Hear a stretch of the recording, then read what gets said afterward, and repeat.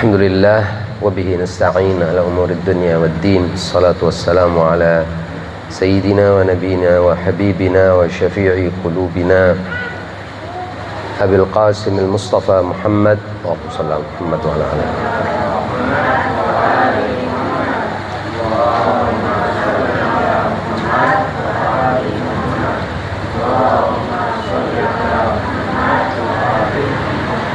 وعلى آله الطيبين الطاهرين وأصحابه المنتجبين ورضي الله عن الصحابة الكرام أجمعين.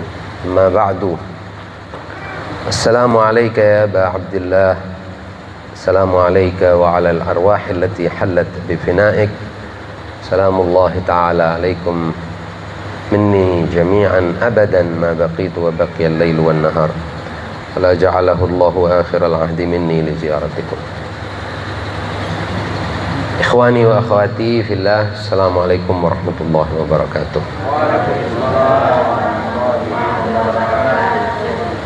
Alhamdulillah kita bisa kembali berjumpa untuk menghidupkan hari Asyura ini. Mudah-mudahan apa yang kita lakukan ini dapat mendatangkan ridha Allah Subhanahu wa taala dan juga dapat mendatangkan syafaat Rasul sallallahu alaihi wasallam serta ahlul baitnya yang suci dan disucikan. Dan semoga Allah juga mengampuni segenap dosa kita, dan dengan melalui barakah dari majelis ini semua kesulitan hidup kita dapat kita lalui dengan selamat, dan juga hajat-hajat yang kita harapkan dapat insyaallah Allah ijabahkan.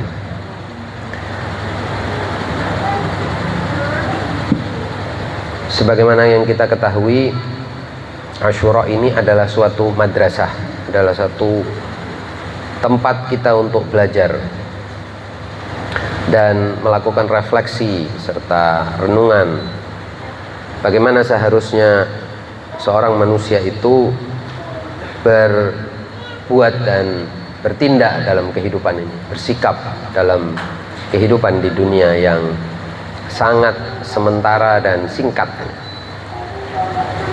Ketika saya bilang singkat, kehidupan ini memang singkat sekali.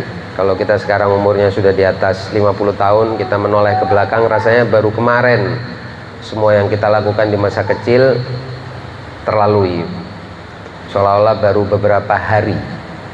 Bahkan ketika Allah Subhanahu wa taala menceritakan tentang Ashabul Kahfi yang di dalam Al-Qur'an disebutkan telah tidur selama 300 tahun lebih, itu juga mereka mengiranya seolah-olah baru beberapa hari. Sifat dari kehidupan dunia seperti itu. Sifatnya adalah selama-lamanya kita hidup itu terasa sebentar, terasa singkat, terasa sangat cepat berlalu. Nah, oleh sebab itu manusia ini akan selalu memerlukan apa yang sudah terjadi. Jadi pelajaran dari apa yang sudah terjadi. Manusia butuh untuk melihat sejarah. Karena itu para ulama mengatakan manusia ini sebenarnya juga makhluk sejarah. Ya. Orang yang tidak mengenal sejarah, tidak mengenal masa lalu, maka pasti dia tidak akan tahu masa kininya. Dan pasti juga dia tidak tahu mau kemana di masa depannya. Kalau dia tidak punya pelajaran tentang masa lalunya, dia seperti orang yang tidak memiliki sinar di tengah kegelapan. Masa lalu ini ibaratnya seperti sinar yang menyinari kita. Kita sekarang ada di mana? Kita ini sekarang sedang apa? Ini sinarnya dari masa lalu. Dan karena sinar masa lalu itu pula dan pengetahuan tentang masa lalu itu atau sejarah itu, kita bisa tahu ke depannya seperti apa. Jadi ini adalah suatu lingkaran, dia tidak bisa diputus. Makanya jangan cerita tentang masa lalu sudah lewat. Nggak ada yang sebetulnya lewat dan hilang, itu nggak ada. Semuanya terus kembali kepada kita sebagai pelajaran, sebagai hikmah, sebagai bimbingan, sebagai teladan. Pada saat kita mengenang sejarah Imam Hussein dan merefleksikan sejarah itu tujuannya adalah memberi bimbingan kita ke depan, baik di masa kini maupun ke masa depannya itu seperti apa. Nah, inilah mengapa tidak cukup kita hanya sekali-kali melakukan refleksi tentang apa yang terjadi pada Imam Husain, karena madrasah yang dibangun oleh Imam Husain, pelajaran yang dibangun oleh Imam Husain dan keluarga serta para sahabatnya di bulan Asyura di padang Karbala itu mencakup semua peran. Ada peran seorang pemimpin, ada peran seorang anak, ada peran seorang perempuan, ada peran dari saudara, ada peran dari pengikut, ada peran dari sahabat, semuanya lengkap. Kisah ini lengkap. Tidak ada orang yang bilang, buat saya apa, saya nggak mungkin jadi Imam Husain. Oh ya sudah, kalau kamu nggak mungkin jadi Imam Husain, jadilah sahabat Imam Husain, atau jadilah seperti anak Imam Husain, atau jadilah seperti perempuan-perempuan yang dalam kafilah Imam Husain. Selalu ada tempat untuk kita memahami, merenungi, dan mengambil pelajaran, karena perannya lengkap. Semua peran ada di situ. Ini yang pertama ingin saya sampaikan. Yang kedua, peristiwa seperti yang terjadi pada 10 Muharram 61 Hijriah ini oleh musuh Islam, oleh Yazid dan Bani Umayyah ketika itu direncanakan untuk membunuh Islam itu, mematikan Islam, sehingga Islam tidak lagi bisa ada di muka bumi ini. Itu target besarnya. Dan karena itulah apa yang dilakukan oleh Imam Husain itu membalikkan rencana mereka. Jadi rencana mereka yang seperti itu balik menjadi justru peristiwa itulah yang menghidupkan ruh Islam. Dibalik. Jadi rencana mereka itu ingin mematikan Islam, Imam Husain melakukan semua yang dia lakukan itu justru untuk menghidupkan kembali ruh Islam. Dan itulah mengapa Imam Husain mengatakan bahwa kalau sekiranya agama ini tidak akan hidup kecuali dengan biqatli faya suyufu khudini, kalau agama ini tidak bisa hidup kecuali dengan terbunuhnya aku, maka wahai pedang-pedang, ambillah nyawaku. Karena tugas Imam Husain pada hari itu, sebagaimana yang dikehendaki oleh Allah dan diberitakan oleh Rasul dan juga Ahlul Bait sebelumnya, baik Imam Ali maupun ibunya maupun kakaknya, abangnya, semuanya telah menubuatkan, memberitahu bahwa tugasmu itu adalah untuk syahid di padang Karbala dalam rangka menghidupkan Islamnya Rasul Shallallahu Alaihi Wasallam.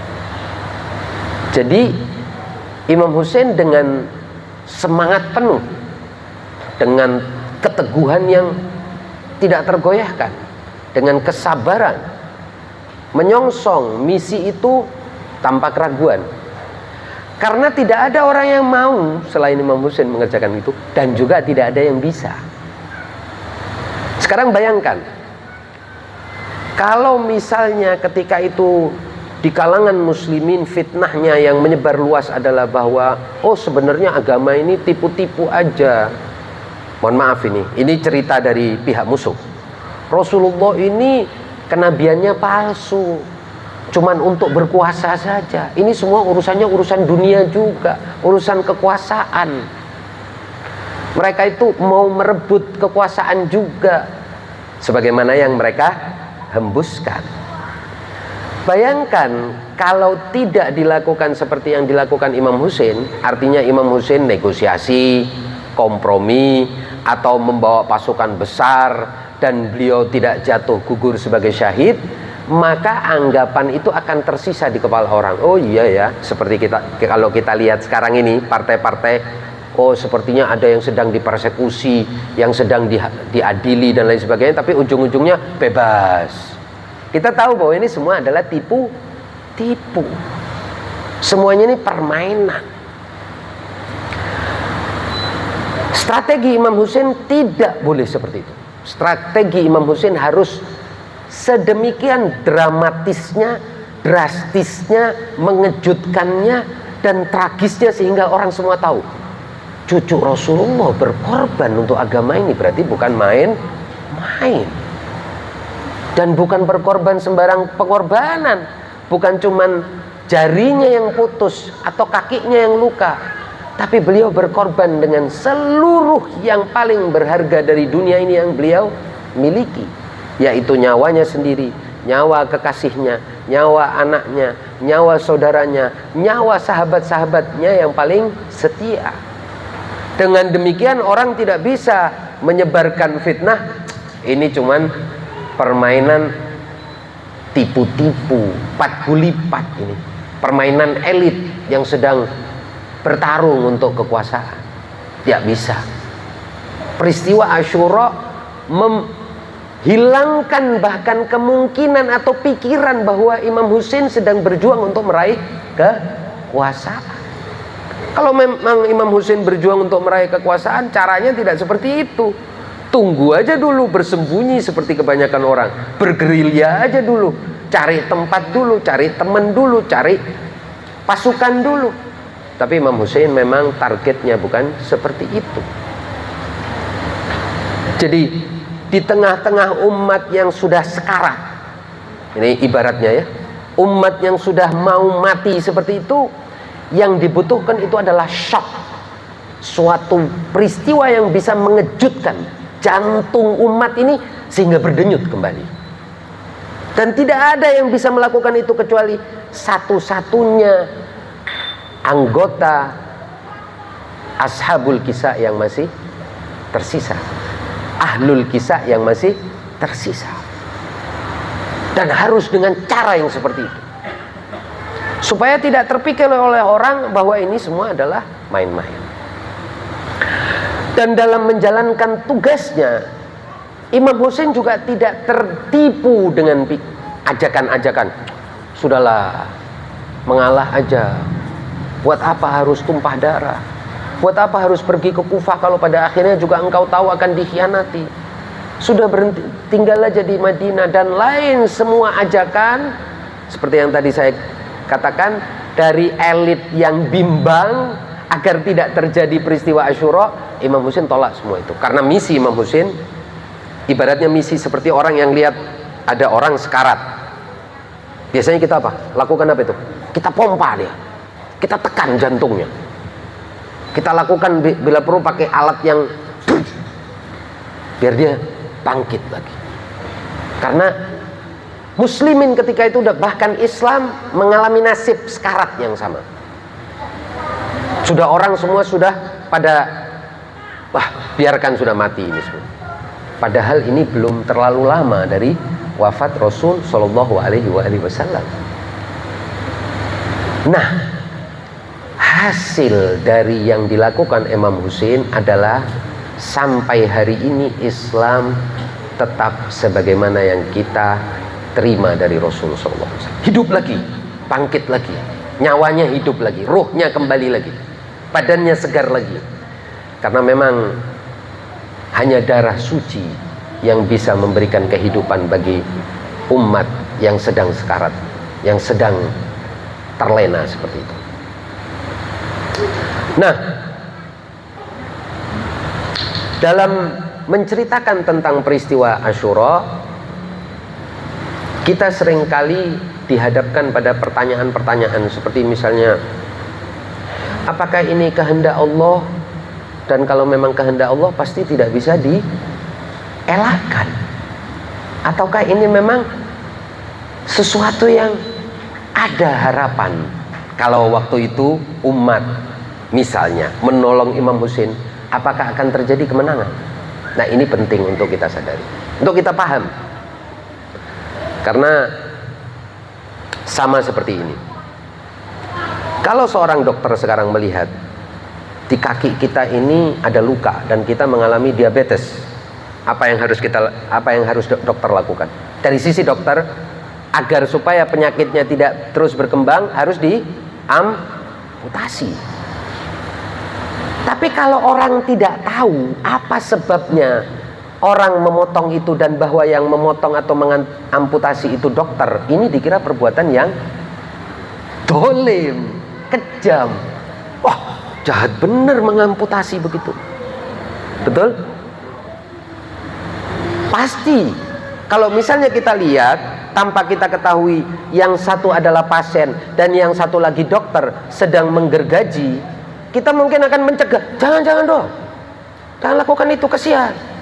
Padahal dokter sedang mengamputasi dalam rangka menyelamatkan dan menjaga si pasien dari penyakit yang lebih kronis.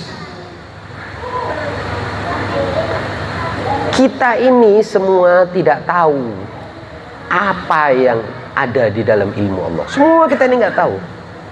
Kalau datang musibah kepada kita, kita akan bilang apa? Waduh, kok datang musibah ini? Padahal musibah itu jangan-jangan obat yang paling penting buat kita, ya pada saat itu turunnya musibah. Karena yang tahu itu Allah Subhanahu wa ta'ala.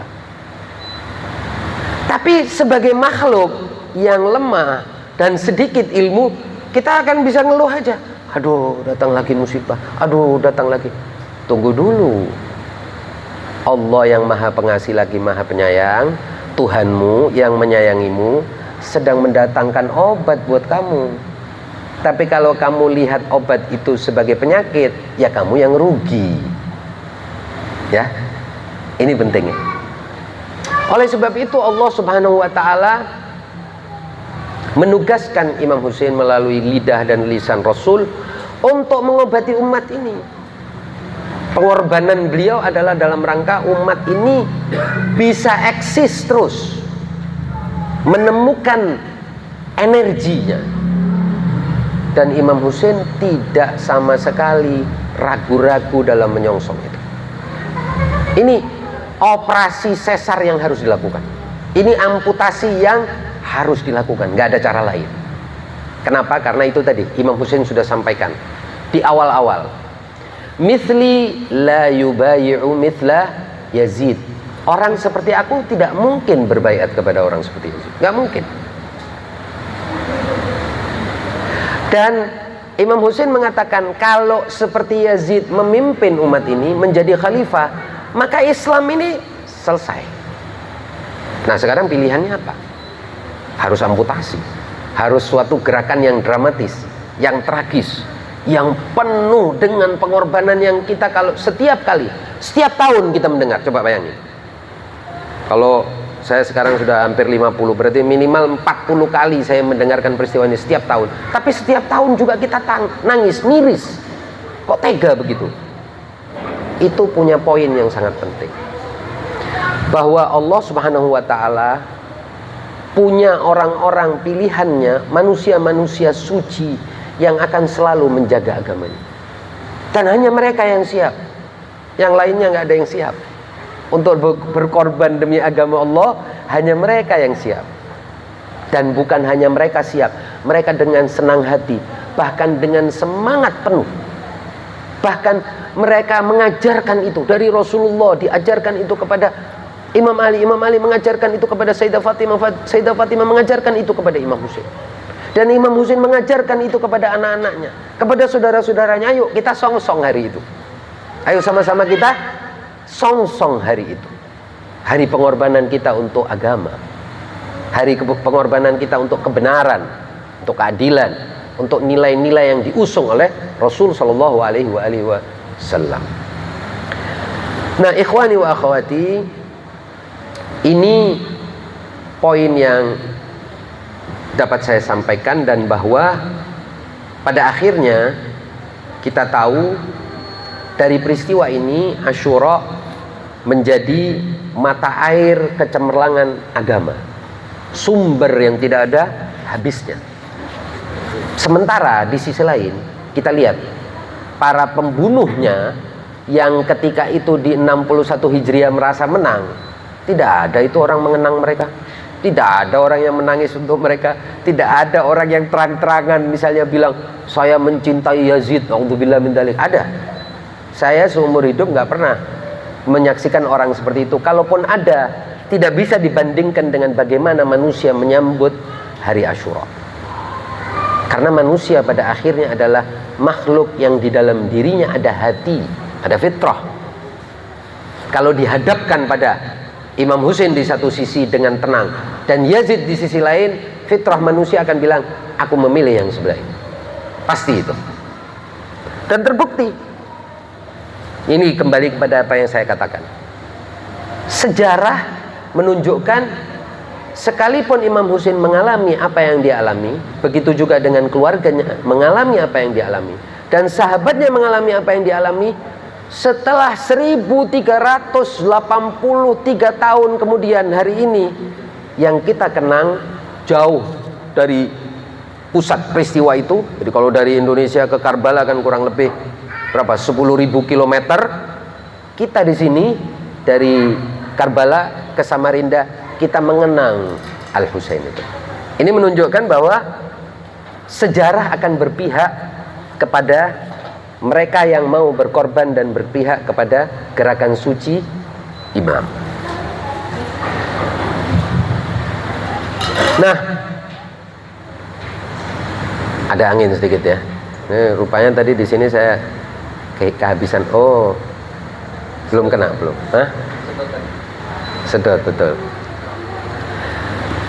Nah,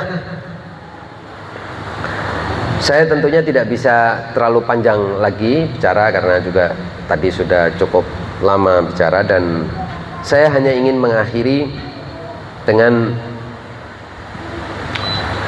bahwa kita jangan pernah membaca sejarah itu secara keliru. Sejarah manusia itu bukan potongan-potongan yang tidak bersambung, tapi potongan yang terus bersambung. Apa yang terjadi 1400 tahun yang lalu, yang terjadi sebelumnya, misalnya yang terjadi di masa Nabi Ibrahim, ada hubungannya dengan yang terjadi pada masa Rasul, ada hubungannya dengan yang terjadi pada masa kini, dan nanti akan terjadi lagi hubungan dengan masa yang akan datang. Begitulah secara manusia. Ini baru di dunia. Nanti kalau kita ini, semua kita ini pasti, meskipun kelihatannya masih muda, sehat, pasti semua kita akan pindah ke alam lain. Suka atau tidak suka, lagi sudah siap atau tidak siap, walhasil kulluna jami'an akan masuk ke tempat yang sama. Sebagaimana kita keluar dari perut ibu kita, kadang-kadang kita belum tentu siap. Makanya menurut ahli-ahli makrifat, semua bayi lahir yang sehat ya, dalam keadaan nangis. Karena sebetulnya dia kalau bisa mau tinggal dulu di dalam rahim ibunya lebih lama, dia juga mau. Tidak siap, tapi keluar juga kita ke sini dan kita hadapi yang kita alami. Nanti kita semua akan digiring masuk ke suatu tempat di mana kita siap atau tidak siap, kita akan masuk itu. Suka atau tidak suka, kita akan masuk ke tempat itu. Nah, yang kita kerjakan di sini dan sejarah yang kita ingat di sini, yang terjadi di sini, kembali akan kita alami lagi efek-efeknya di alam yang akan datang. Makanya Allah Subhanahu wa taala menyebutkan di dalam Al-Qur'an, wallahu ja'alakum atwara. Wallahu khalaqakum atwara. Allah telah menjadikan kalian itu dalam tahapan-tahapan kehidupan. Dan setiap tahap itu punya kaitan dengan tahap yang akan datang. Jadi apa yang dilakukan oleh ibu kepada bayi atau janin di dalam perut ibunya, di dalam perutnya, di dalam rahimnya, akan berpengaruh kepada bayi ketika lahir di dunia. Dan apa yang kita kerjakan di dunia akan berpengaruh terhadap nasib kita di rahim berikutnya. Ini kan rahim pertama, rahim ibu. Rahim kedua ini dunia, ini rahim juga, cuman rahimnya lebih gede. Makanya Ayatullah Murtada Mutahari mengatakan sebetulnya nggak beda antara kehidupan manusia di rahim ibunya dengan kehidupan manusia di dunia dan kehidupan manusia yang akan datang. Sama saja sebetulnya, dalam rahim-rahim, tapi rahimnya lebih besar, usianya lebih banyak. Tapi yang berbeda apa? Yang berbeda adalah kalau di rahim ibu, janin itu tidak punya kehendak. Betul? Gak bisa punya kehendak, misalnya mau keluar duluan, gak bisa. Kehendaknya masih direm sama Allah. Begitu dia keluar di dunia, makanya semua yang ada di dalam janin, alat-alat makannya di dalam janin itu beda dengan alat makan atau yang dipakai, organ yang dipakai makan ketika dia di dunia. Kita makan dulu di janin itu lewat pusar, betul? Bukan lewat mulut. Kalau janin itu lewat mulut, mati itu janin. Jadi mulut ditutup, mata juga tidak dipakai, mata tertutup, telinga juga tidak terpakai, telinga tertutup. Ketika muncul ke dunia, dia pakai mulut, dia pakai mata, dia pakai telinga.